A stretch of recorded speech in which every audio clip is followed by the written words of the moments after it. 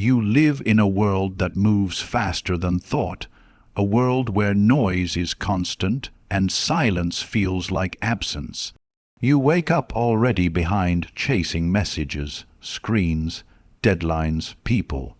Your mind rarely rests, yet your body moves as if it's being pulled by invisible strings.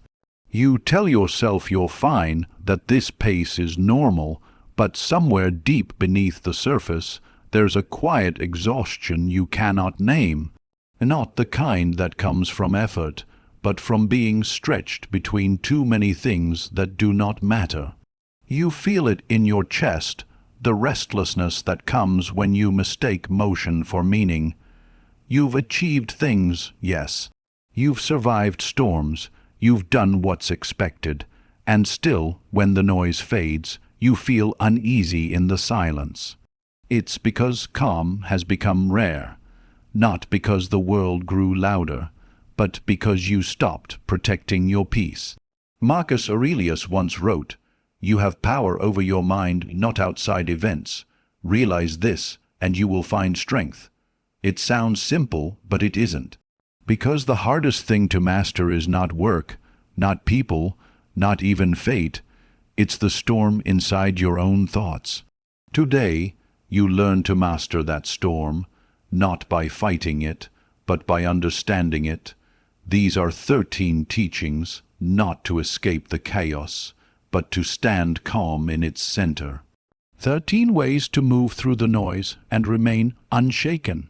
13 reminders from a man who ruled an empire, yet wrote only to rule himself. Marcus Aurelius lived surrounded by uncertainty, war, betrayal, sickness, death. And yet his writings are calm, not because life was gentle with him, but because he refused to let it disturb his inner peace.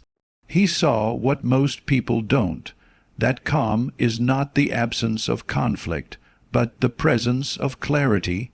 It's not something the world gives you, it's something you cultivate, thought by thought, moment by moment.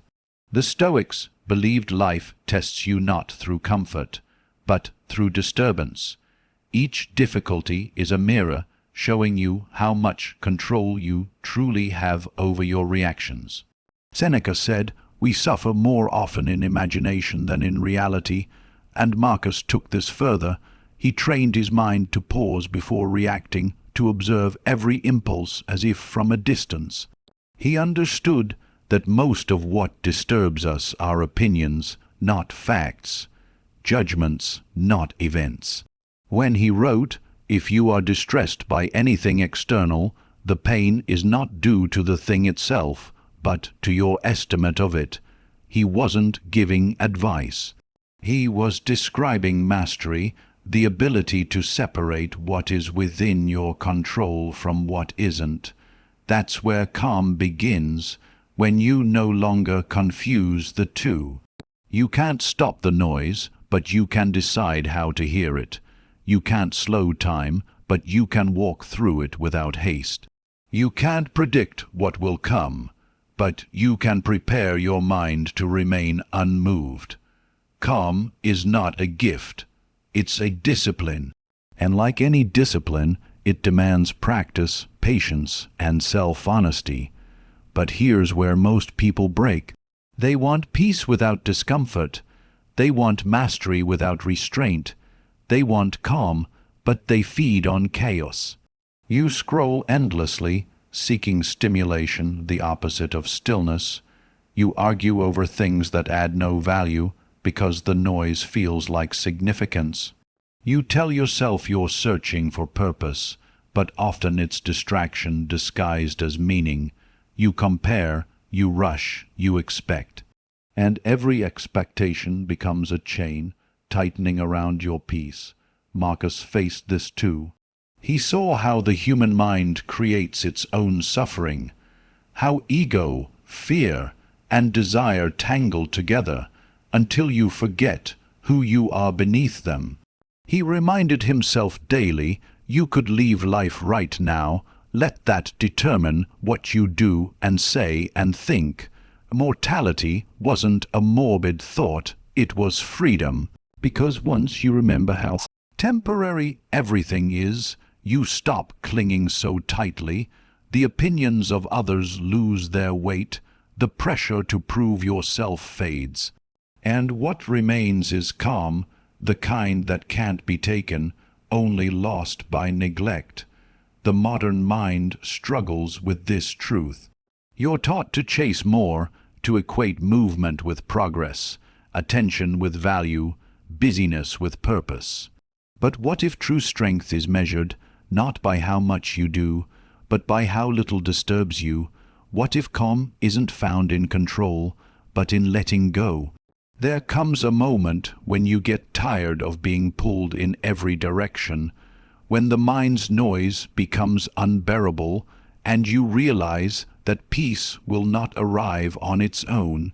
That's when you turn inward, not to escape the world, but to reclaim yourself from it. Marcus practiced this daily, returning to his inner citadel, a mental fortress no one could invade. He wrote, "Nowhere you can go is more peaceful, more free of interruptions than your own soul." That's where calm lives, not in silence, but in sovereignty, not in isolation, but in awareness.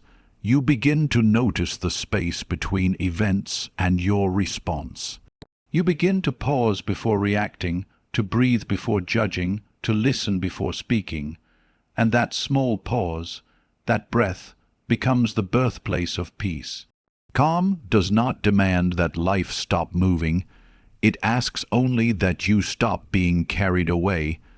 When you understand this, the storms of life lose their grip. You realize that the things which once shook you now pass through you like wind through open hands. Because calm is not resistance, it is allowance. You no longer fight the waves, you float with them.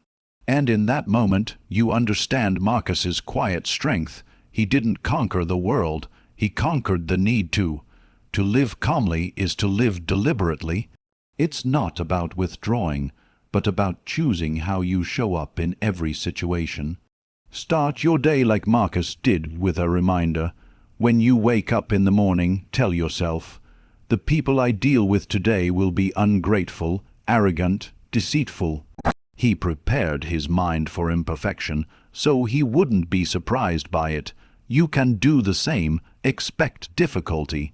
Not as pessimism, but as preparation.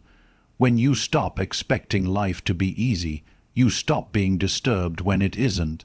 Practice the art of pause. Before replying, breathe. Before judging, observe. Before reacting, remind yourself, "This is not within my control." Keep your focus narrow.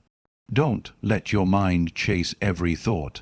Like Marcus, treat your attention as sacred ground. Let only what matters enter. Detach from outcomes. Do what's right, then release it. As Epictetus said, make the best use of what is in your power, and take the rest as it happens. Calm grows when you stop demanding life obey you. It thrives when you stop letting temporary emotions decide permanent actions. And when anger rises, or anxiety whispers, remember these are not enemies. They are reminders, signals that you've drifted away from your center. Return to it again and again until calm becomes not something you seek, but something you are. There will always be noise. There will always be storms, conflict, change, loss. But there will also always be you, the quiet observer within, untouched by it all. Marcus found his calm not in power, but in presence, not by ruling others, but by mastering himself. He proved that the highest strength is tranquility, a strength that no chaos can touch, and so can you. You don't need to wait for life to slow down. You only need to stop being swept away by it. You only need to remember, peace is not something you find in the world, it's something you protect in yourself. 13 teachings, 13 reminders, one truth. You become calm not by changing what happens, but by changing how you meet it. And when you do, when nothing outside can shake the stillness inside, that is when you finally understand what Marcus meant. The happiness of your life depends upon the quality of your thoughts. Because calm is not the absence of thought, it's the mastery of it. Final reflection. Peace is not a destination. It's a decision renewed with every breath, guarded with every thought, lived through every storm. Peace is not something you find. It's something you protect.